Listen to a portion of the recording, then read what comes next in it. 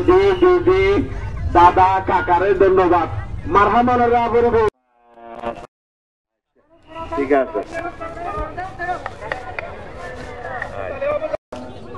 জানেন বাংলাদেশের মানুষ বিশ্বাস করে আগামীর বাংলাদেশের সরকার বিএনপির সরকার প্রতিষ্ঠা হবে।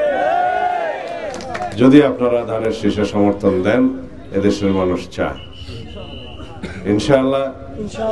যদি বিএনপি সরকার প্রতিষ্ঠা হয় তাহলে কক্সবাজার চট্টগ্রাম পর্যন্ত এই মহাসড়ক 6 লেনে উন্নীত হবে এবং এই প্রকল্পটি হবে বাংলাদেশে বিএনপি সরকারের মধ্যে 1 নম্বরের প্রকল্প। এই প্রতিশ্রুতি আমি আপনাদের সন্তান হিসেবে দিতে পারি। এটা তো জাতীয় প্রতিশ্রুতি। কক্সবাজারের মাটি আল্লাহ রাব্বুল আলামিন এমন জায়গায় সৃষ্টি করেছেন, এখানে আমরা সমুদ্র পরিবেষ্টিত, পাহাড় পরিবেষ্টিত। এই সমুদ্রে বাংলাদেশের একমাত্র গভীর সমুদ্র বন্দর নির্মাণ হচ্ছে। এই পরিকল্পনা আমাদের ছিল, জরিপ হয়েছে। আমি মংলামায় আমার বাড়িতে বসে জাপান ইন্টারন্যাশনাল কনসালটেন্টের নিয়োগের পরে তাদের সাথে আলাপ করে সাইট সিলেকশন হয়ে এর পরবর্তীতে আমরা সরকার থেকে চলে যাওয়ার পরে আওয়ামী লীগ সরকার যে কোনোভাবেই হোক বাংলাদেশের রাষ্ট্র ক্ষমতায় অধিষ্ঠিত হলে এই সমুদ্র বন্দরের কার্যক্রম শ্লথ হয়ে যায়, যার কারণে এতদিন আমাদের অপেক্ষা করতে হয়েছে।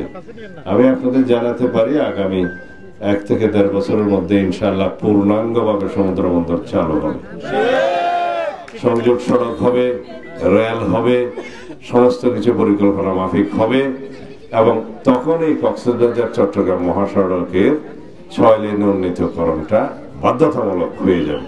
সেজন্য আগেই করতে হবে। আমি এখন জাতীয় রাজনীতির প্রেক্ষিতে আপনাদেরকে 2-1টি কথা বলি।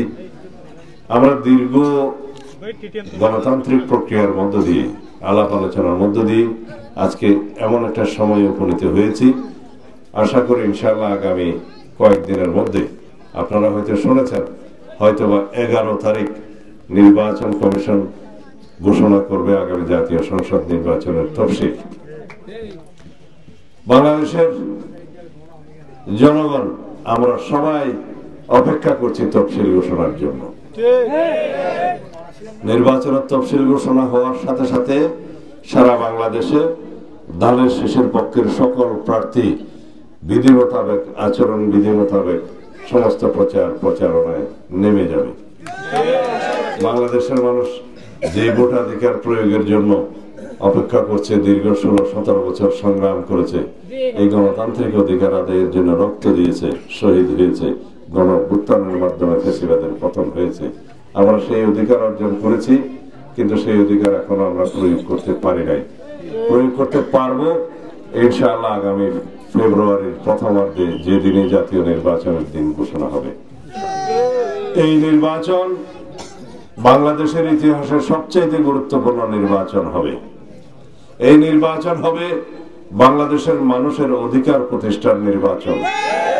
এই নির্বাচন হবে বাংলাদেশকে ফ্যাসিবাদ মুক্ত, স্বৈর শাসন মুক্ত, চিরস্থায়ীভাবে একটি শক্তিশালী গণতান্ত্রিক রাষ্ট্র বিনির্মাণের নির্বাচন।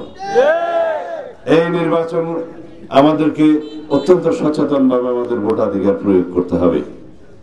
যারা দেশের পক্ষে, যারা গণতন্ত্রের পক্ষে, যারা দেশের শান্তি, সমৃদ্ধি এবং উন্নয়নের পক্ষে, তাদেরকেই আমাদের নির্বাচিত করতে হবে।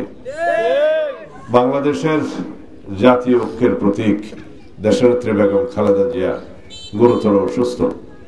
আমরা আপনাদের কাছে তার সুস্বাস্থ্যের জন্য, রোগ মুক্তির জন্য এবং দীর্ঘায়ুর জন্য দোয়া প্রার্থনা করছি। দয়া করে আপনারা দোয়া করবেন। তার নেতৃত্বে বাংলাদেশে ফ্যাসিবাদ বিরোধী গণতান্ত্রিক আন্দোলন দীর্ঘ 16-17 বছর সংগঠিত হয়েছে। তিনি জীবনের মায়া ত্যাগ করে, সন্তান সন্ততিদের মায়া ত্যাগ করে শুধু দেশের জন্য তিনি জীবনের সর্বস্ব ত্যাগ করেছেন। এই গণতন্ত্রের সংগ্রাম করতে করতে তাকে দেশের মানুষ গণতন্ত্রের মা উপাধি দিয়েছে।